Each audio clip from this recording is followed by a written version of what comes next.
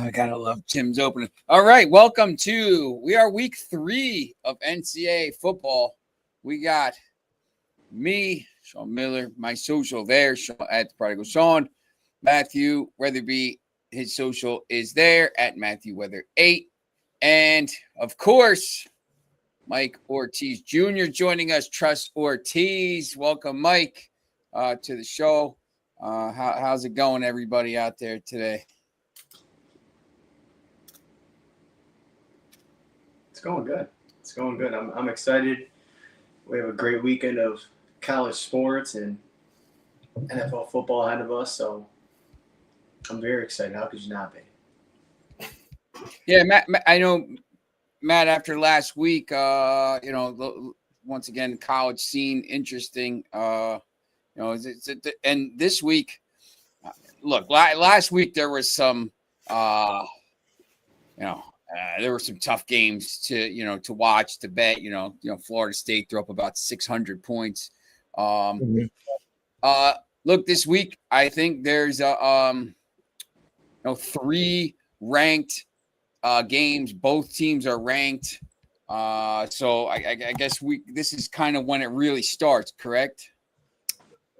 Kind of. You start seeing a little more conference play across the board, so maybe you get a little better quality of matchup from top to bottom than maybe what you got in week 1 and week 2, where you had a lot more of those cupcake games. You're still going to see plenty of those until you get into really week 5. But yeah, the depth of the schedule is starting to get significantly better when it comes to college. Yeah, it's interesting too, and we get the Thursday night games. Might as well start to get this out of the way first. NC State's playing Wake Forest tonight. ACC game. People have said this game is unbettable. I think Mike is it's probably not the best game to bet on even of the night. There's only 2 games tonight in college and pros, and we'll get to the pro game later because it's a big one. But tough game to bet, I guess. It's at Wake Forest. It's always tough to play there. NC State's minus 7.5. The over under 52.5. I don't even know if it's a decent game or not. I know both teams are 2-0. So, do either of you guys have, just before we get to the big games, either you guys have anything on this game tonight?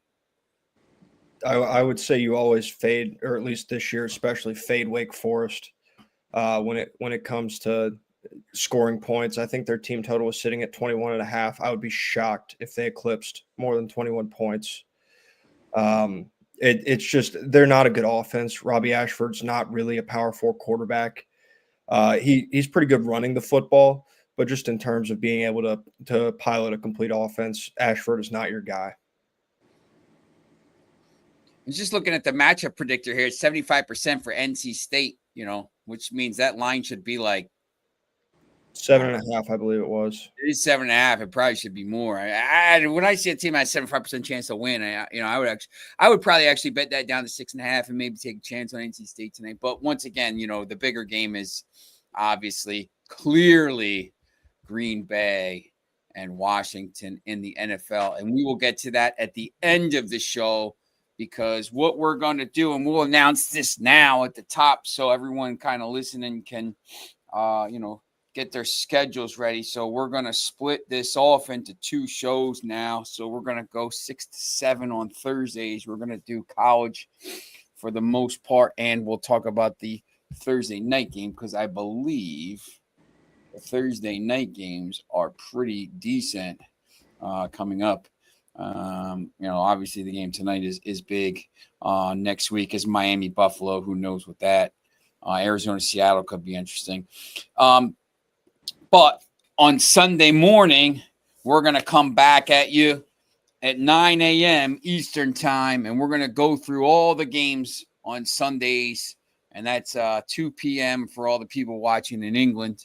We have some pretty, we got a lot of people watching in England there. So, and we'll come back and we'll talk about the NFL and really give you an hour of that, give you the time that it deserves.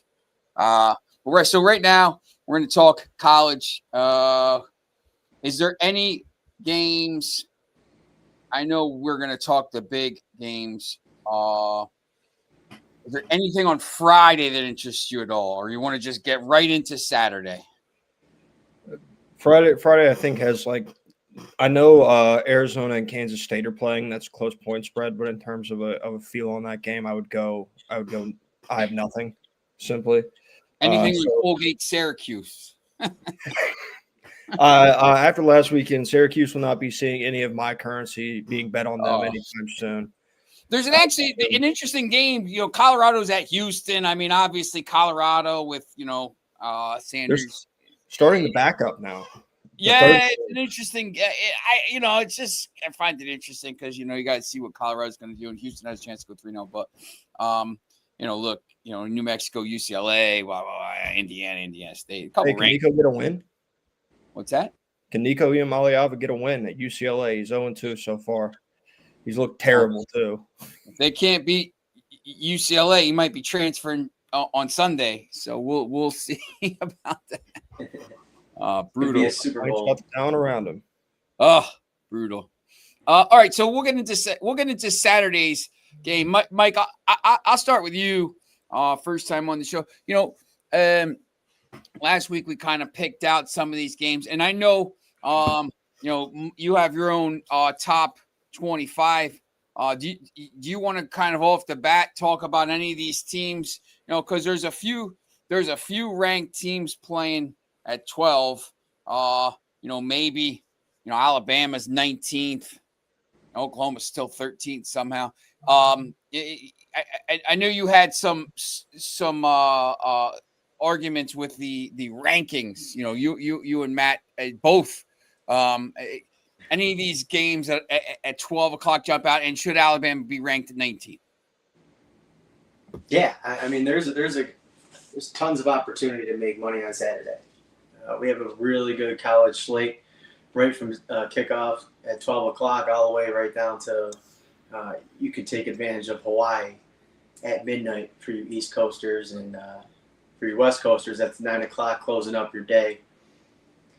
So I think all three of us, we're going to dive into the full slate. Like Sean touched on, how we're going to do this is Thursday nights. We're going to dive right into college football for you guys, as well as at the end of our show, we'll feature our NFL game that's on for the night. But stay tuned as we're going to dive through the whole board on Saturday. Some of the games I would like to touch on at noon is Clemson and Georgia Tech, and Oklahoma and Temple. But I guess we can jump into your rankings. Yeah, Sean. Let me just. I got one for you right away because there's three rank. We'll go through the rank games. Georgia's playing Tennessee at 3:30. At 6 versus 15. Yeah. Where's that? South Florida's playing Miami at 4:30. Weird time, 4:30, and then Texas A&M's playing Notre Dame at 16 and 8. That's on Peacock, obviously. The Miami and South Florida game, because this is Sports Talk Florida, we're big on there, and we got Sports Talk Florida here, and people are watching. And we already got some comments there. Listen, how is Miami number 5? And why is South Florida only number 18? They have 2 ranked wins. There's 100 things we could talk about at this game. It's a weird time. Once again, 4:30. What I want to hear from Mike and Matthew on this, because I know we were talking about this offline. How is Miami number 5? Does South Florida have a chance to win this game? Do they have a chance? Yeah, they've got a chance, but everybody's got a chance when they tee it up on Saturday. Everybody starts the game 0-0, so you technically always have a chance. But there's a reason there's a 17.5 point spread on this game. And I know people will say, well, the same point spread as it was at Florida last weekend for South Florida. Yeah, the difference was that you've got an undisciplined football team in the University of Florida led by an inept play caller and Billy Napier. That's as simple as it gets. And South Florida had the element of surprise, is they could kind of sneak up on Florida. Maybe Florida didn't do their homework. They weren't ready. They were ready for LSU next week. They're not sneaking up on Miami. They've already got their big win under their belt. Miami knows what's ahead, and if anybody's going to be able to fire up the Hurricanes to be ready for what may be an underdog story in USF, it's going to be Mario Cristobal. It's interesting. This game is on the CW network. I didn't even know that existed anymore, which is pretty cool. So, if you want to watch that, it's on CW at 4:30. Once again, weird time for kickoff. Mike, look, and once again, this game, I'm looking at the matchup predictor here. Miami 72% chance to win. So they have basically the same percent chance to win as the game we just talked about before. And they're the NC State and Wake Forest game, and they're a 17.5-point favorite instead of a 7.5-point favorite. I know you are not high on certain players on Miami. Talk about Miami so far and why maybe they're ranked a little bit higher in the AP poll than you would have. Yeah, I think we kind of touched on this offline, right? My view on the AP polls and when the committee comes out with their poll in November, I don't like how that they grade and rank these teams. They kind of do it on the current value of right now, right? Of the top 25 teams, like, all right, this is the best team right now, this is the second best team, this is third, yada, yada, yada. That's how they vote during the AP, right? They do it on a scale of 1 to 25. I don't agree with that method because the way that I think that they should predict the top 25 or base the top 25 is these are going to be the top 25 teams come the end of the year. Obviously, injuries can change things. But essentially what they're telling me is with Miami ranked at 5th is that they have the 5th best odds at winning the national championship.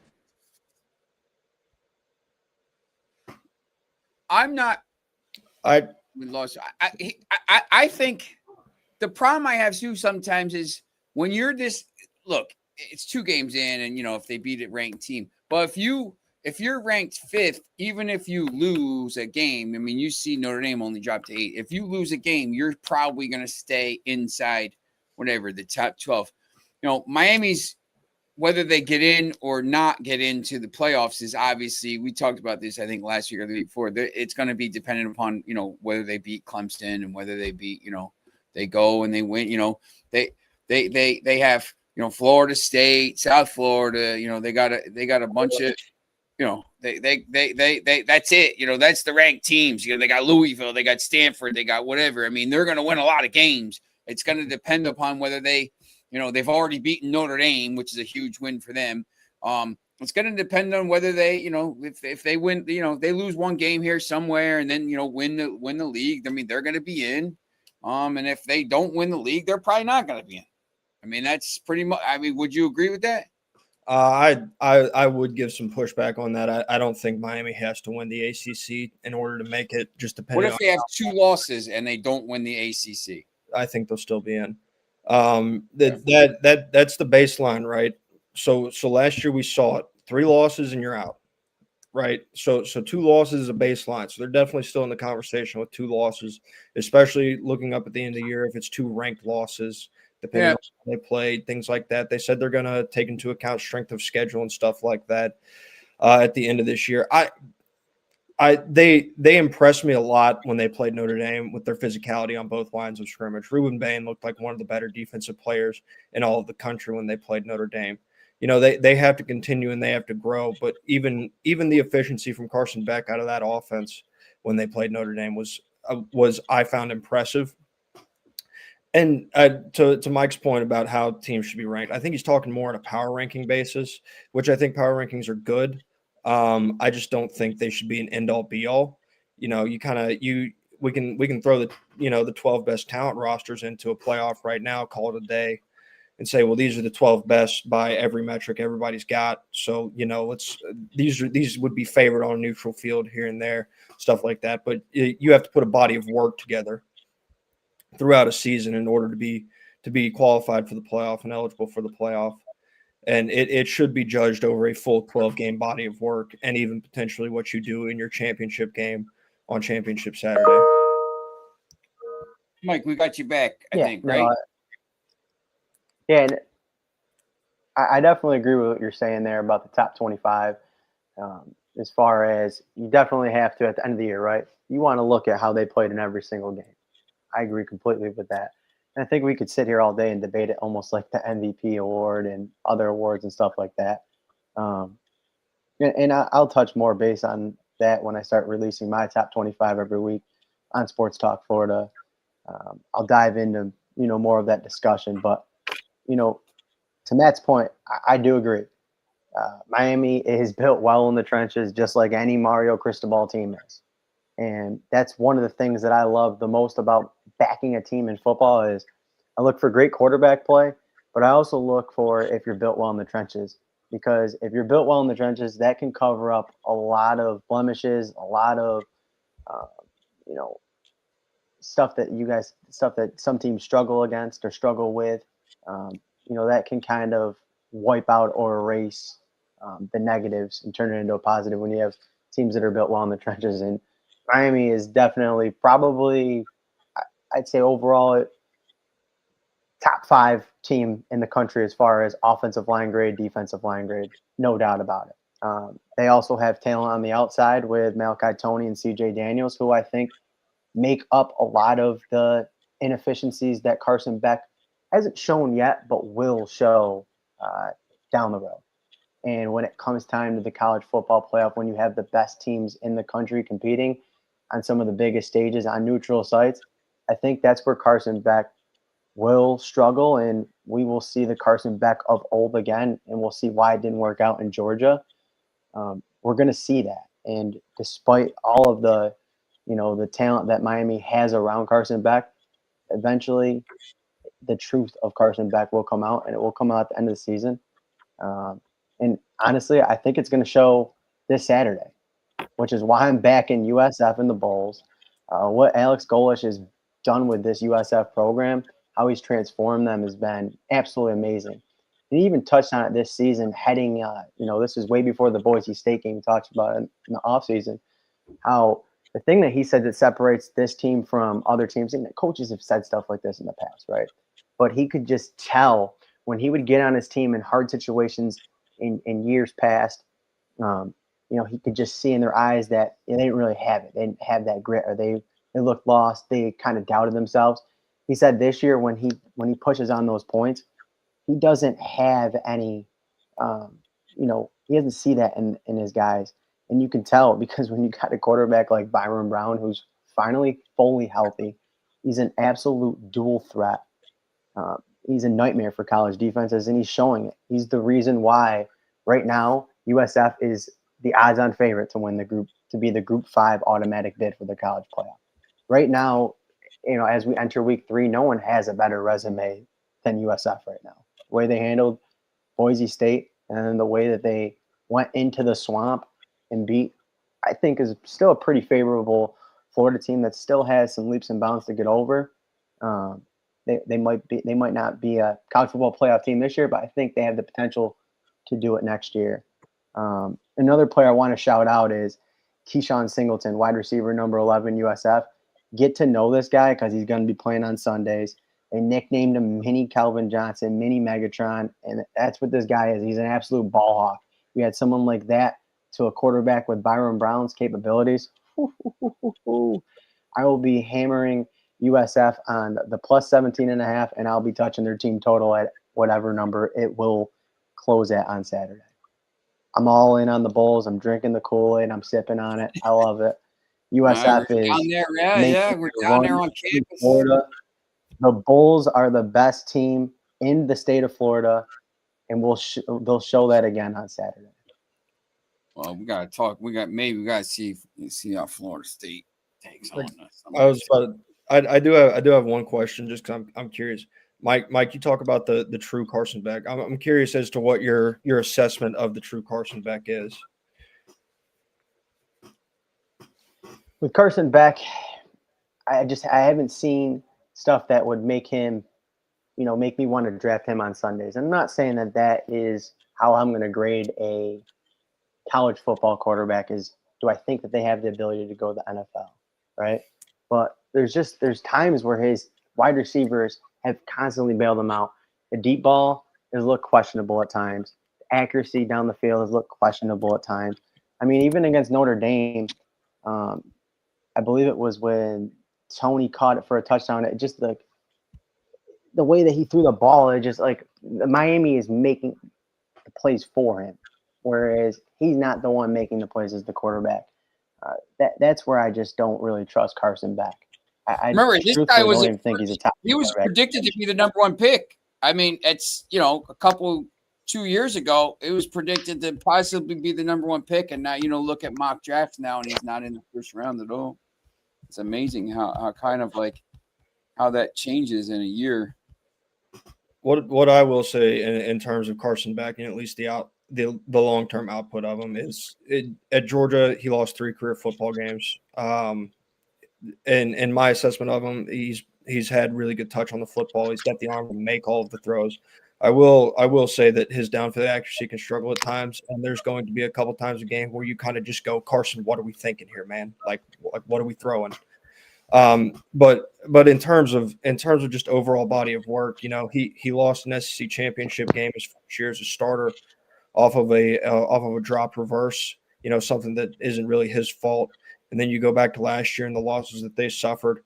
Man, the Georgia defense couldn't stop anything on Alabama in that first half. And then Ole Miss, they just got dominated. Whoa.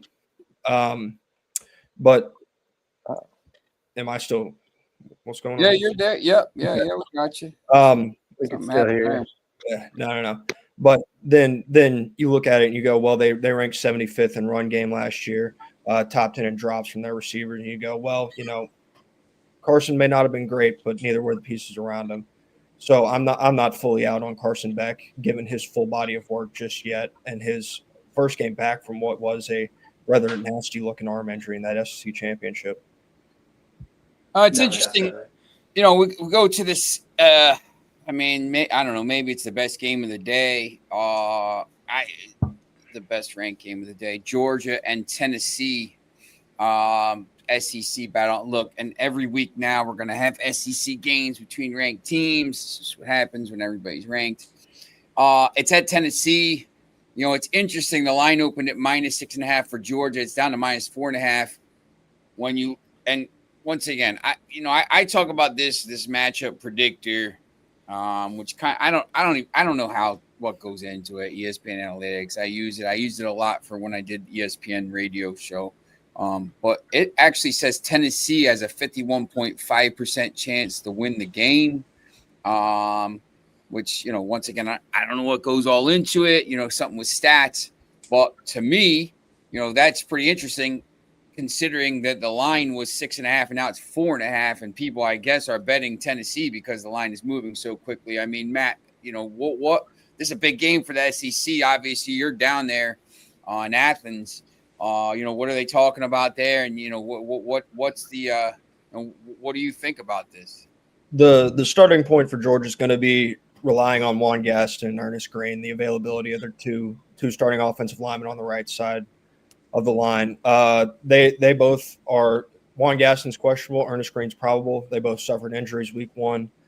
They are their best linemen on the right side, possibly the best lineman on their offensive line. That's where it's going to start there.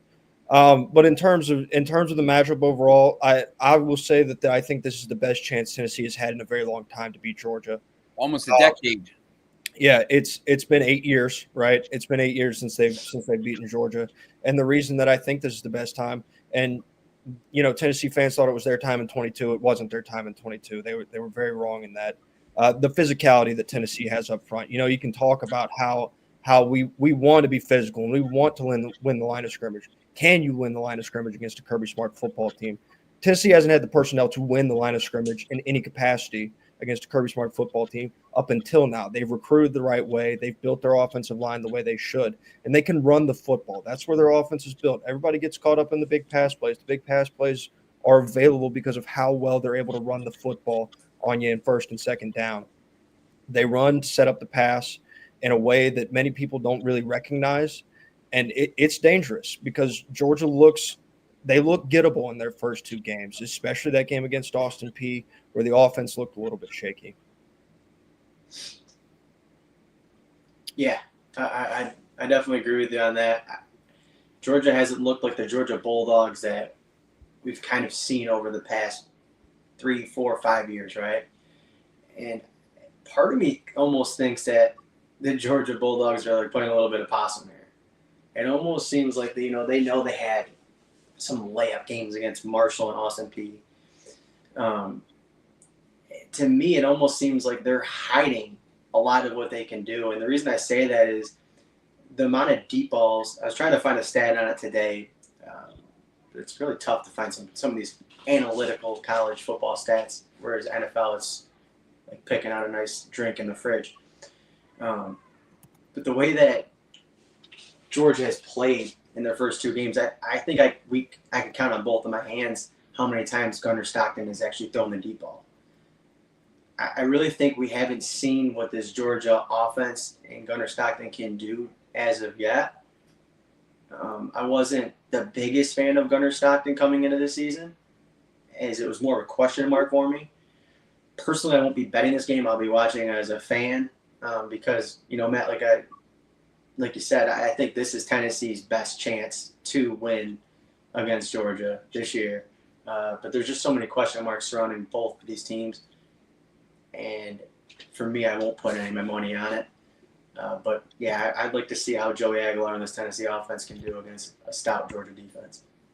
Another thing that I'll say in terms of the way the Georgia offense has worked is I think you are right, Mike, in the fact that they are hiding some things. That's generally kind of Kirby Smart's moniker. If he knows he doesn't have to show you, he's not going to show you. He's going to go out there. He's going to work on the things that they're not good at. These games against smaller opponents, they may look a little ugly for the common fans' liking. I mean, they ran a screen probably double-digit times. I didn't go back and count it up. But when you watch the film, and this is what gives me a little pause, is when you go back and you watch the film of that Georgia and Austin Peay game, you talked about Gunnar Stockton and him throwing the football deep. He hasn't thrown the football deep, but they've drawn it up for him to throw it deep, and he hasn't pulled the trigger yet, which is what can be a little concerning because that's where Tennessee's going to be weakest. They're missing Jermod McCoy and Ricky Gibson, 2 starting corners that were projected for them in the preseason. They haven't got back yet. I think Jermod's still dealing with an ACL, and Ricky suffered something week 1 that he's still recovering from. And so if they dial up the deep shots on Saturday, Gunnar Stockton's got to be able to pull that trigger because the difference with Tennessee this year, again, as they haven't had with Nico and they didn't have with Joe Milton, is that their quarterback pulls the trigger and he's able to hit the deep shots now. And even if you hit half of them, that's enough. That's enough explosives for one game to make a difference in the outcome. That's all you need. You need 2 to 3 explosives in a game. You don't have to have 7, 8, 9 explosive plays to win a football game, especially, at the beginning of the season when the offenses tend to be behind the defenses. We got Nary joining us. What's up, Nary? How's it going? We're fellas? Talking a little college football right now. Before we get, so we're going to get to this last ranking. I was looking at something. I just wanted to kind of say this real quickly. We don't really have to talk about it, but Washington State is going to North Texas. Both teams 2-0, and North Texas is favored by 5.5. That's at 3:30. I thought that was interesting. Obviously, Washington State's playing this nomad schedule, trying to find games because they don't really have a league. But it's interesting. I looked at that, going down the lines. I was like, man, that's a really interesting line and a really interesting game. I don't know if you would have thought, North Texas would be favored against Washington State. Obviously when they had the passing attack, but that's pretty interesting. The late games, as we get into them, there's one more game that pits the ranked teams. These are both at 7:30, or these are all at 7:30. Florida's playing LSU at 7:30. That's on ABC. Texas A&M is playing Notre Dame. That's 2 ranked teams. That's on NBC and Peacock at 7:30, and at 7:45 on the SEC channel. Vanderbilt's playing South Carolina, and I know. I don't know if it was Mike or Matt that wanted to touch on that, but Vanderbilt, South Carolina. South Carolina's number 11 here. Vanderbilt's going in there, and South Carolina's only a 3.5-point favorite. If you want to start with that game first, South Carolina 65% chance to win on the game on the analytics, but I think Matthew, you wanted to talk about that, correct? Yeah. It's bulletin board game for both these teams at this point because Vandy said they've had it circled for a year now. Diego Pavia's going on podcast talking about how, hey, if he wanted to win one football game, he wanted to beat South Carolina in South Carolina. They've made comments about how Williams-Brice isn't intimidating. Dylan Stewart is just he's nothing big. Lenore Sellers is what he is. They've done a lot of talking. They had the YouTube personality I Show Speed, come out, break down the huddle with an F South Carolina. And they've given South Carolina every ounce of motivation that they could possibly want coming into this football game. But when it comes down to it, Vandy is a really, really talented football team. They're well coached. They're old. I think age and continuity in college football can mean a lot more than having 5 stars. Maybe we got a spot 5-star here and everybody else is filled around in 3 stars, which is kind of the way that South Carolina's built. But when you go into Williams-Brice Stadium at night, they can say they're not affected. They can make all the bulletin board material they want. The matter of the fact is that Williams-Brice, you don't know what you're walking into until you walk in there. And when they walk in there, I think they're going to be very surprised at the atmosphere that's going to be produced by Williams-Brice at night. Nary, between those games we kind of just talked about, those 7:30, 7:45 kickoffs. I know you're more of an NFL guy, but are you excited to see any? Obviously, we're not talking Norfolk State Rutgers here, but are you looking at one of these games? Kind of Florida LSU to see how Florida bounces back, Texas A&M Notre Dame. I mean, which one of those you kind of looking at? Honestly, I want to see that Miami South Florida. I want to. Mike here. Mike says take South Florida Bulls every game. Woo, yeah, and you know what? It's crazy. I heard that story this week about the what was it? I think the AP poll person ranked Florida higher, even though they got upset. But I'm definitely. What was it? They moved Florida up. Yeah, that was So I thought that was insane. And I was glad I watched that game. That what just wound up on my TV last Saturday, so I was happy to see that. I'm gonna have a lot of guys going in the Syracuse game tomorrow night. I know it's not the sexiest game, but I'm interested to see what they do. And it's the same reason why. Kids in that game, correct? Yeah, Coach Fran Brown. I'm telling you, Matt, this is my hot take. I mean, Fran Brown does such a good job recruiting, and I don't know if you were familiar with him at Georgia during his time there, but I'm telling you, I think they give Shiano the boot, and Fran Brown takes over Rutgers. That's their only hope of getting some of these kids, because it's a crime and a shame that New Jersey kids don't stay in state, because Ohio State, Notre Dame, and Penn State definitely owe us some some talent for sure. But yeah, so I'm excited to see both of those games, and Georgia, Tennessee. I think it's going to be. I wasn't a huge fan of the schedule last week, so I think college football got it right this week. So I'm excited for some of these matchups, and I'm interested to hear your take, Matt, because I know you're more versed in college. So, what do you think about that Georgia Bulldogs Tennessee game? Well, Nary, I'll give you this. You talked about Fran Brown while his time here at UGA. I can tell you assuredly there's one guy currently on the roster that would not be here if it were not for Fran Brown, and that's Ellis Robinson, former top 5 player in the country, coming out of high school, coming out of the Northeast. He would not be here if it were not for Fran Brown. In fact, Fran Brown called him after Fran Brown took the job at Syracuse and said, "Go to Georgia. That's where you belong." No, but in terms of Georgia and Tennessee, can Georgia run the football? Can Georgia run the football and hit their shots? It's the same thing for both sides, for both teams. Can you run the football? Can you set up your shots? And Georgia surprised a lot of people with just how bad their running game was last year. And boy, does it look worlds better. Now, granted, it's against Marshall, it's against Austin Peay, but it looks a lot better this year than it did last year. Tennessee's run game looks very good. Their offense looks very good.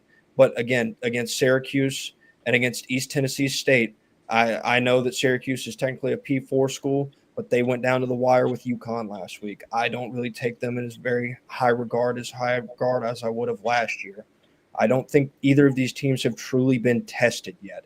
This is their first real test. How do you respond? And I'll tell you this much. When it comes down to a Kirby Smart team and you have to match the physicality in order to win a football game, and you haven't done that for 8 years, you're going to have to match that physicality before I'm going to pick you to win a football game. So I'd pick Georgia in this game. Ooh, I love that. And also Clemson, Georgia Tech. Shout out to that game. If I get a chance, I'm going to watch that.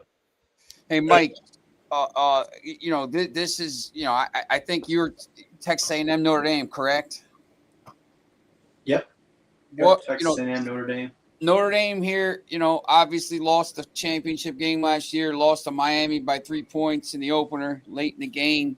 They're at home against a ranked team who's 2-0, Texas A&M. Notre Dame here, you go 0-2, and I know, their schedule is not the best down the line, and, it's Notre Dame, and everybody on the committee wants Notre Dame in the playoff, even if they don't play another ranked team the rest of the way. How big is this game? Is this a must-win game? I mean, they're favored here. Is this a must-win game for them? Or are you kind of taking it like that and looking, when you look at the line, saying, man, 9.5, now it's down to 6.5. It's under a touchdown. All the money's coming in on Texas A&M on that spread. How are you looking at that? Yeah, this is a must-win game for Notre Dame. As you touched on, as of right now, they have no more ranked opponents after this. They don't have a conference championship game to fall back on if they mess up again. Like Matt touched on earlier, we saw last year that the 3-loss system was, kind of the bar. Like, you 3 losses, you're gone. If Notre Dame loses this game, they can't possibly make the college playoff unless something astronomical happens for the rest of the season, just because they won't have the schedule or the resume to back it up. Yes, I agree. I think with that being said, though, this is going to be a very interesting game because you have not a true freshman quarterback in C.J. Carr. He redshirted last year. He's looked really good despite the loss to Miami. Again, like I said before, that Miami team overall, the guts of it, they're a top 5 team. Again, I'm not sold on Beck, but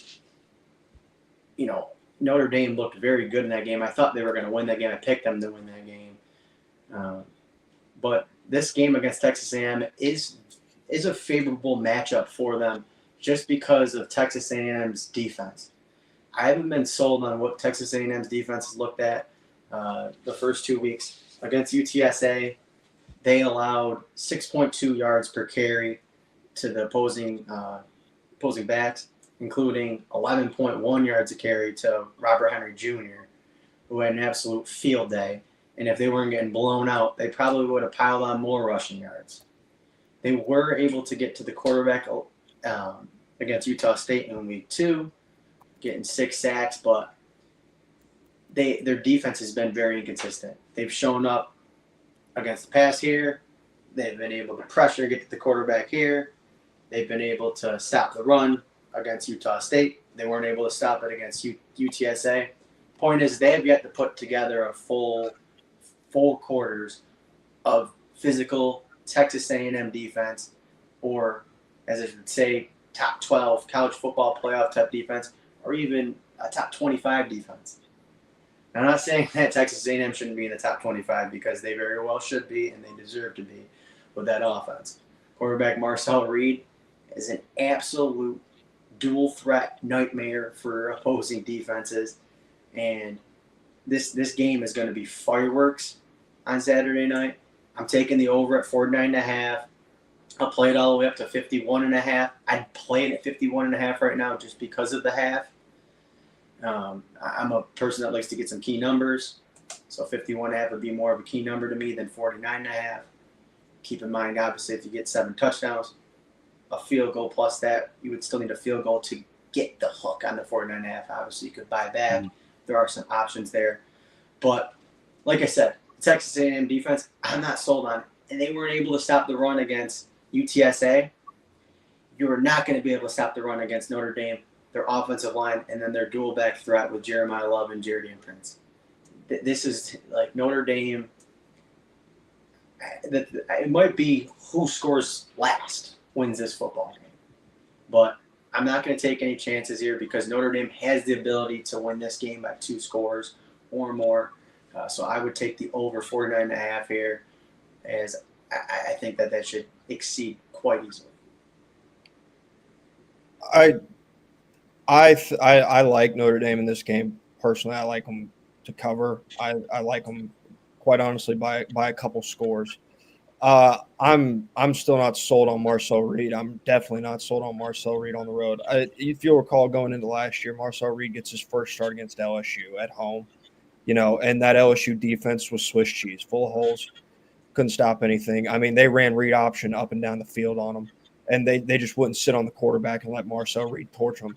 And then the next weekend, Texas A&M takes a trip over to Williams-Brice, as I talked about earlier, and Marcel Reed crumbles. So now they got to take a trip up to Notre Dame. How are you going to be able to handle the atmosphere of the Irish? Because now they've got a taste of it. And you could kind of feel it last year in that playoff game against Indiana, where this is a place that can be intimidating. When they pack the house, Notre Dame can be one of the best environments in college football. I'm not going to tell you that they're one of the loudest environments in college football, but I can tell you that just pure vibes – they can be one of the best. And you touched on Texas A&M's inability to stop the run. And I would look at how many touches does Jeremiah Love get. He's been pretty limited on touches. He was limited in the playoffs on touches. He was limited against Miami on touches. He didn't touch the ball as much as I think people expected him to, as much as I think people would have probably liked to. But he was still effective. So, and if they're able to keep both those backs on the field and they rotate, they're just going to punch all the way down the football field, which would be the only reason why I would, be wary of that is if, Notre Dame does take control of the game, then they'll just grind them.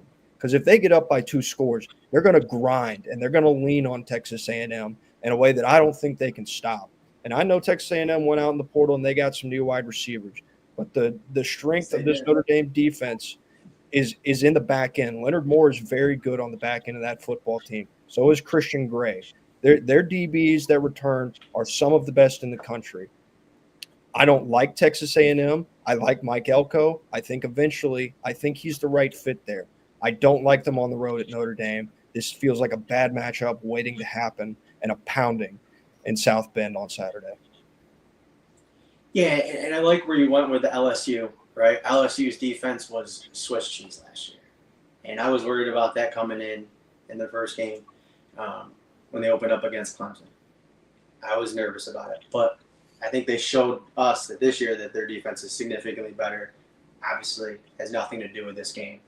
You touched on A&M, what they were able to do in the transfer portal. Wide receivers Casey Conception and Mario Craver, 2 just special talents that you put around Marcel Reed. Craver, a 5'9" receiver that can just flat out fly. Like, the speed kills. He's going to probably be the fastest player, one of the fastest players on the field Saturday night. And then Conception, who's a gadget guy. This Texas A&M offense. I see what you say about Marcel Reed, and then obviously them coming into South Bend. If this wasn't in the fall with some nice weather and we had some winter weather, I could be a little concerned. I would maybe lean to the under, just as you touched on. Notre Dame is going to probably control the time of possession with the run game. If they do get a lead, that could obviously jeopardize the under here. But the way that Texas A&M is built on offense and how quickly that they'll be able to score with the talent they have around them, I like this game, like I said, to fly over. I do. As far as if I had to pick a side, gun to the head type of deal, I would go Notre Dame. Yeah. But I'm going New Orleans. Little interesting / important scheduling note. Notre Dame's coming off a bye week headed into this. That's correct. Now we're going to pivot. Sure, they got the early bye. Pivot quickly here to the best game of the night. There's only 2 once again, but one of the bigger games of the NFL season already, week 2, Green Bay. And before we jump into that, I did want to touch on one more game on the college Okay. football slate that has my attention is Oklahoma and Temple. Reason for this game is Temple quarterback Evan Simon. He leads the country in passer rating. Now, again, I'm not saying like that's going to make me go out here and take Temple money line, right? We saw what Oklahoma's defense was able to do to what I think will be a really good Michigan offense this year, led by Bryce Underwood and Justice Haynes. But I am a little. I think that Temple might be able to carve out some points in this game, enough to get over this over at 51.5. Evan Simon missed this game last year, and he said it absolutely ate him alive. Now, again, players can say whatever they say. They have to show it on the field as well here. But I like the over in this game. I think Evan Simon and Temple will be able to carve up enough points. Head coach Casey Keeler, I love what he's building out there in Philly with Temple. And obviously on the offensive side of the ball, I love quarterback John Mateer and how he followed Ben Archibald, the offensive coordinator at Oklahoma. I like what this Oklahoma offense does. This could very well be like Oklahoma could flat out score the 50 points themselves in this game. But I like the over in that game, despite Oklahoma's very, very stout defense. Yeah, and just another little quick thing is it's a much improved Temple team, which they're undefeated right now. Lions at 22 for a reason. Oklahoma is still the better football team. But it also goes back to, they're making the trip to Philadelphia. How do you respond after a big win? Are you able to go out and handle your business? You got to be able to go out and handle your business. Temple is the next game ahead. Michigan's behind you. Is Oklahoma able to think that way? If they are, then they'll handle Temple with ease. But if they aren't, then things could get a little more interesting than I think people may be expecting. Going to be an interesting game down at Lincoln Financial Field. Now we're here in Lambeau Field on Prime tonight. It'll be on Prime, so you got to have all right. You got to if you have Amazon Prime, you can watch it. Watch that game. I don't know if you guys turn the TV on and it's just kind of there as soon as you turn the TV on with your Fire Stick. It's pretty cool. You don't even have to click on it. But Green Bay, Washington. Green Bay, since they got Micah Parsons, a lot of people are saying could be the best team. They might, could be a Super Bowl. Mark Hagel talked about them going to the Super Bowl. Washington made it to the NFC Championship game last year, way ahead of schedule with Jaden Daniels. Both teams pretty impressive wins last week. Washington didn't let the Giants do anything really. Green Bay was up big late in the game until that one of the greatest catches I've ever seen in that Detroit game. That was an amazing catch. But both these teams come in. Daniels, Love at quarterback. Josh Jacobs running the ball. Samuel catching the ball for the Commanders. This is really McLaurin. This is one of the better games of the season and of the early season, and there's been a few of them. I mean, look, last week you had the Sunday night, Monday night games might be the two best primetime games back to back of all time. The way those ended, but Neri, what are you looking forward to here in this game? I mean, do you think Green Bay? The line is 3.5. It really hasn't moved much. Green Bay's favored. Total is 48.5. That went up a point. Still under 49 though. What are you looking forward to tonight, Neri? Well, I'll say this real quick. My brother and I just said this. It feels like this is almost a year of reset, and whoever did the first week of the NFL schedule got it right because I loved almost every game that was scheduled. Even I thought the Raiders should have played the Chiefs to open. I thought that would have been more intriguing, but whatever. To be honest, this one kind of escaped past me this morning, and then the more I was just like looking into it and everything, like I was just like, wow, this is great for a Thursday night game considering the history that we've gotten with it. But yeah, the line hasn't moved much. I'm not gonna lie, just looking at some of the overs, on points and things, I have seen that fluctuate. But I think people were skeptical about Deebo Samuel coming in to this team. I think he's going to make more of an impact than people expect to. And, if he can do those end arounds and jet sweeps and things like that, San Francisco had him doing, and that frees up McLaurin. And, hey, uh, Austin Eckler, like, he has these moments. Like, I know he's a little bit of an older guy, but if I'm an NFL owner, like that's a guy I'm trusting with the rock, and he can also catch well too. So, um, listen, I think this one is Green Bay's game to lose. I'm gonna go with the Packers at home, but I'm not gonna be surprised if Washington's knocking on the door there late in the fourth. I like Green Bay by a touchdown late. It's interesting looking at the Thursday night schedule. This is probably the best Thursday night game until week 12, which is November 20th. Is Buffalo, Houston. In between there's a Las Vegas, Denver could be good, but there's some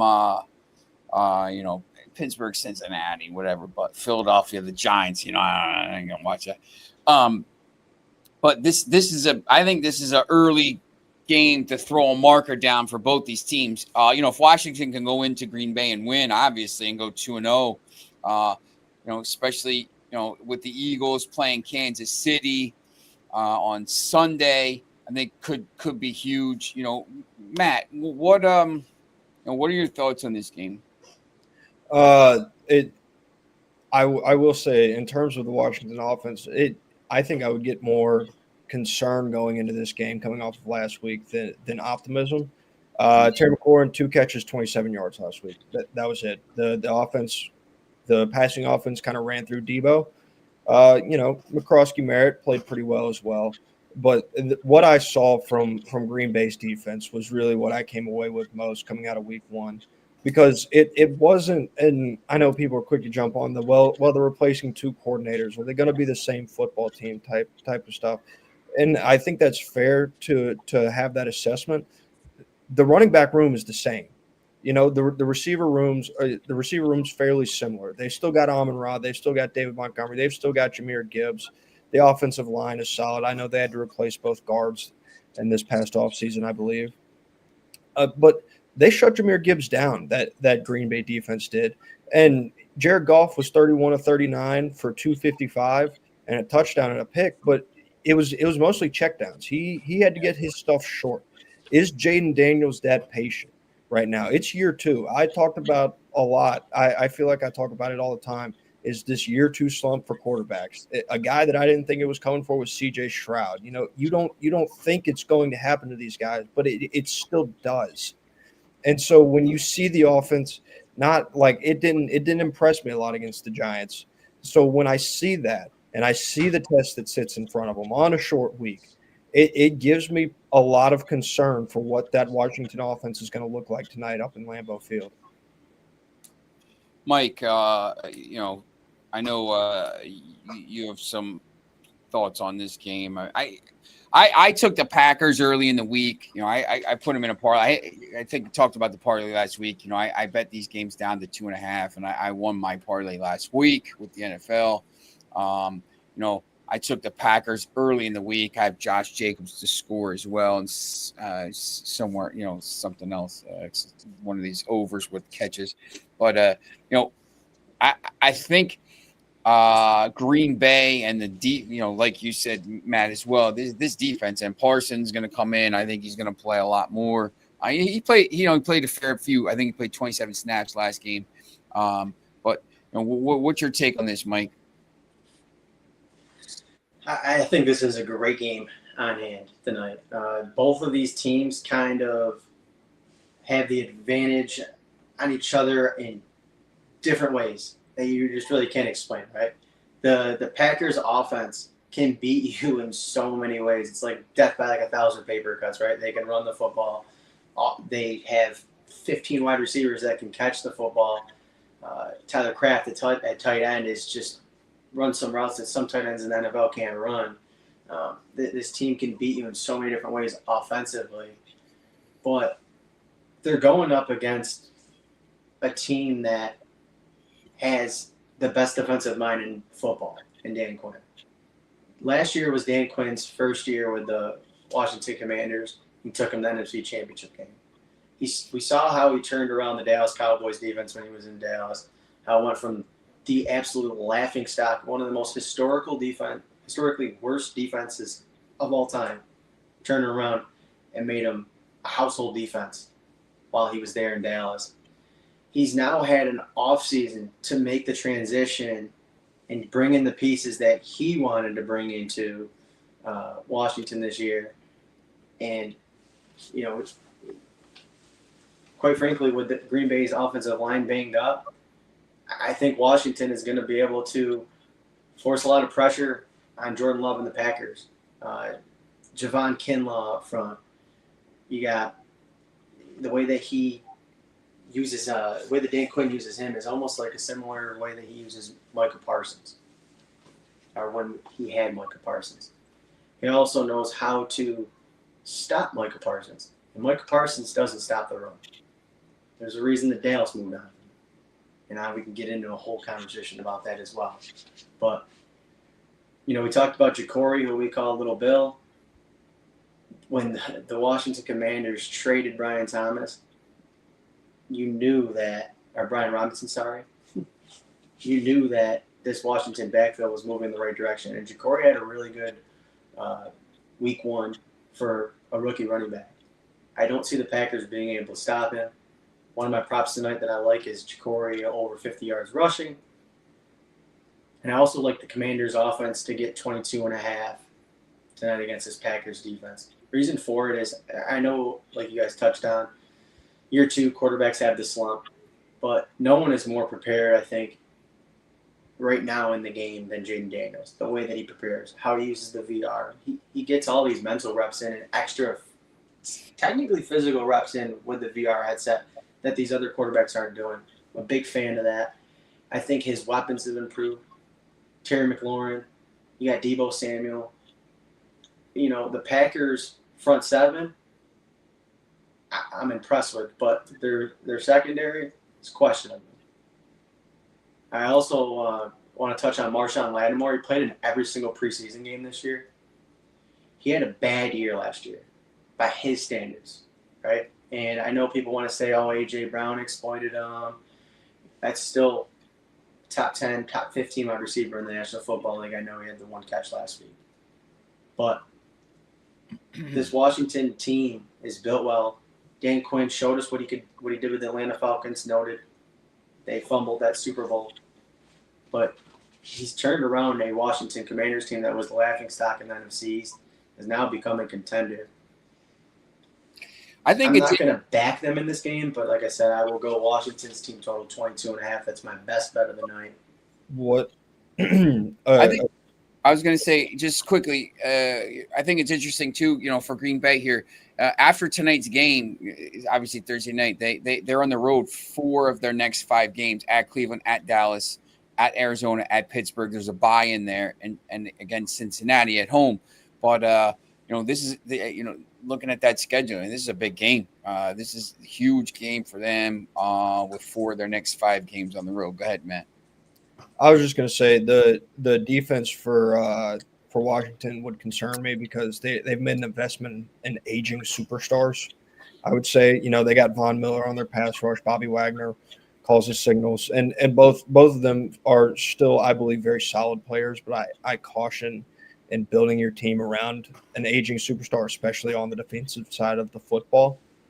And so in terms of the Packers and their defense, and you, Mike, you touched on it. Micah Parsons doesn't play the run. Micah Parsons played 29 snaps last week. You know, he played on third down. He played in pass rush situations because he's not been with the team for a very long time. They know what he's good at. They got him in there. Jeff Hafley is a really good defensive mind. He did a fantastic job at Boston College before he decided to leave and come be the defensive coordinator for the Green Bay Packers. And players that people have, you know, built out to be busts. People didn't believe in Quay Walker. They didn't believe in Devontae Wyatt. Rashawn Gary took a little while to get into form. But this line and this front seven in specific, they've gotten better over the offseason in year 2 with Jeff Hafley, to where if they can't run the football, then that makes them a one-dimensional football team. And I don't care how bad your back end is. If you make if you make the people across from you a one-dimensional football team and you have Micah Parsons on your football team, that's a bad recipe for an offense. I'm just looking at the schedule here too for Washington. Washington, this is the first of they play 5 of the next 7, including tonight on the road, all the way till October 27th, and they play 1, 2, 3, 4 of their next 1, 2, 3, 4, 5. They're in prime time 4 times in their next 8 games. They play tonight, obviously, Chicago at home on Monday the 13th.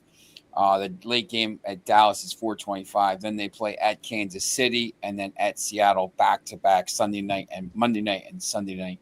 And then they got a game, and then they got to go over to I think I don't know where that game is in England. I guess it's in Madrid. They got to go play in Madrid. Wow. They're playing at the Santiago Bernabeu, home of Real Madrid, which is interesting. First game over there. Neri, we're gonna get out of here in a minute here. Is there any other games this weekend you're kind of looking at on the schedule to target? Well, besides my Patriots hopefully getting in the win column against the Miami Dolphins, which what was that? What was that? I understand the Colts, they ain't what they Miami's were, favored but there. Somehow that was a Miami's hard favored in that game. I Wow. should have Stephon Diggs rejoiced. over 50 yards receiving. It was hard. Amrit. It was hard, man. All right. But the Chiefs Eagles, obviously I'm intrigued by that. That should be the Sunday night game. I'm looking forward to the doubleheader on Monday night. So What about the biggest game of the weekend? Denver at Indianapolis. After Indianapolis just threw up about 800 points. I think they scored. Denver's going to remind us who the real Daniel Jones is. I had a feeling Daniel Jones was just going to have his We'll see silent. what he does against the Broncos defense this week. If he has a good game That's against true. the Broncos defense, then you could start to say, wow, because that division is interesting. I think everyone thinks Texas is going to roll with it. Yeah. But look, I don't know how consistent he's going to be, but I at least thought for the first game, I'm like, this guy's got to go out there and stun. if he goes out and plays well against Denver's defense, then I'll say, hey, you listen, Indianapolis has a shot because, they do have a little bit. Broncos are tough this year, and I'm curious to see how Bo Nix fares.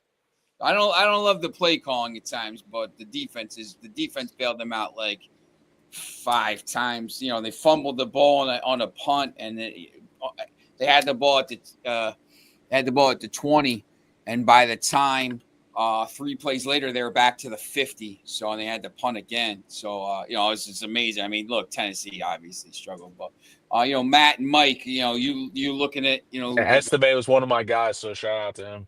One of those games on Sunday to for people to look out for before we kind of talk about it. Remember 9 a.m. Eastern time. That's 2 p.m. In England. If you're getting ready, you want to look at some bets. You guys targeting one of the games. Obviously, Philadelphia, Kansas City is massive. Is there a game maybe off the board you're looking at, or I think the Bears and the Lions is an interesting one. Just given the way that the Bears looked this past weekend, you had a half of football where it felt like the Vikings didn't have a chance to win the football game, and then you have a second half where their defense comes out and they may as well not even been there in the fourth quarter. Yep. How do the Bears look in a totality? They put together one half of decent football. Their offense after that first drive, it kind of fell apart. Caleb kind of got back to the guy that you got used to seeing last year, and the guy that I kind of thought he was, because he didn't play. He doesn't have a clock in his head. There's no hey, we got to get the football out now. No, it's time to run around and see what we can make happen. How does he look? How has Ben Johnson been in his ear? Hey, you've got to get rid of the football. This is still a good Lions football team, like I talked about earlier when discussing Green Bay. How do they look against what I still believe is one of the best teams in the NFL and the Detroit Lions? Can they not only put up a good fight because it's a 6.5-point spread, which feels massive in the NFL, but can they go out and win the football game? That would instill a lot of confidence back in that city and that football team. Mike, what do you got? So I'm not going to break down any games. I want you guys to tune in Sunday at 9 a.m.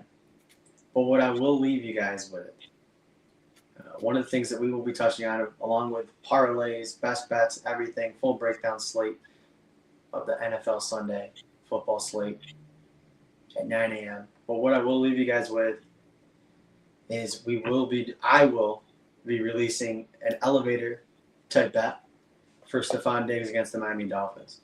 Miami Dolphins secondary was Swiss cheese last week. Looked absolutely awful. I don't see any way that they recover against a better passing attack this week. So look for Stephon Diggs. Take advantage of him, his receiving props. Last I looked on Hard Rock, you could get Stephon Diggs at plus 1,000 to get 100 yards. Plus 1,000, 100-yard game for, potentially a future NFL Hall of Famer. See how his stint goes in New England. But I think 50 yards, which you can still get at almost plus 200, is a layup. Take advantage. Bet it now before Sunday because that you will not be getting plus money for 50 yards on Stephon Diggs come Sunday. Because I'm on it right now. And all of our followers in right now. The Trust Ortiz gang will be betting this tonight and tomorrow. So that number is only going to go down. The juice is only going to go down for it. I'm logging in currently with my 60 cents left in my DraftKings account because I have I got a lot of action. I got a lot of action on the games already this weekend. I got a lot of parlays on the NFL. I got some NCAA parlays, and of course, obviously got a bunch of soccer parlays. So can I close with one little thing touching on the NCAA? Is I will say over the past 8 years, I've not seen a fan base come up with more excuses than the Ball Nation Twitter. They have come up with every reason why they've lost football games to the University of Georgia other than the fact that they just got beat. And I'll tell you what, I don't think it's stopping this weekend either. And there's been every excuse in the book. Are you actually going to go out and beat Georgia? I'm tired of hearing the excuses. If we had done this. I saw something the other day that said back in 2022, they were the only team that could have beat Georgia. They must not have tuned in at Peach Bowl against Ohio State. I'm sick. Orange is ugly. Go Dogs. I love it. And we end on that, as I drink my this little orange flavored vitamin water. All right, so tune back in on Sunday at 9 a.m. Eastern time. 9 a.m. Eastern time. Remember, 2 o'clock. We're going to be done before the what do you call it? The big mainstream media kicks off there. Before mainstream media kicks off, and before Manchester United goes out there and kicks Manchester City's ass again. So we'll be on before that. So just please, if you're watching, on my social media, we'll be done before the game starts. All right, we'll be good. So thanks for watching and tune in again. Thanks, Neri, Matt, Mike, and we will see you on Sunday morning.